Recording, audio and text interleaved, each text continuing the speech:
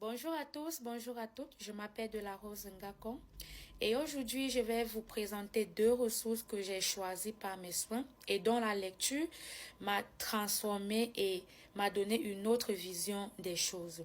Les voilà, les ressources sont tout juste affichées sur votre écran. La première m'a profondément marqué sur le plan personnel car elle m'a confronté à une réalité historique brutale que je n'avais jamais vraiment étudiée en profondeur. La seconde est un outil pédagogique que je me vois très bien utiliser avec des élèves car elle permet d'aborder des sujets sensibles de manière accessible et respectueuse. En gros, ces deux ressources m'ont permis d'élargir ma compréhension de la colonisation, de la mémoire et surtout de l'impact réel que ces histoires ont encore aujourd'hui. Parlant de la première ressource, de cette ressource, ce livre est intitulé La destruction des Indiens des plaines. C'est un livre écrit par James Dachau.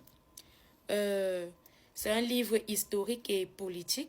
La version originale est sortie en 2013 et la version française, c'est-à-dire la traduction française, est sortie en 2020. Étant donné que le français c'est ma langue première, donc j'ai beaucoup plus utilisé la version française pour mieux comprendre et mieux comprendre de quoi parle le livre.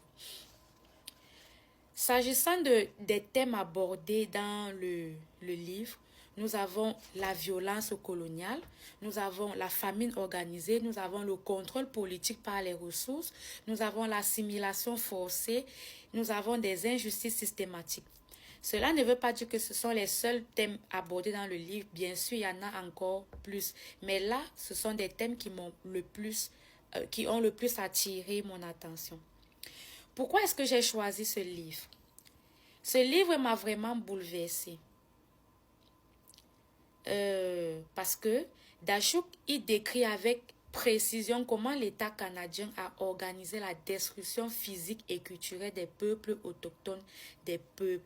Il parle de maladies propagées, de relations alimentaires contrôlées de manière stratégique et de la famine utilisée comme un outil politique pour forcer les peuples à signer des traités ou à se soumettre aux autorités coloniales. Ce n'est pas une simple analyse historique, c'est une démonstration claire de la manière dont la colonisation s'est installée par la violence, le calcul et le mépris le mépris total des vies autochtones ou bien du peuple autochtone. Et particulièrement en lisant le livre,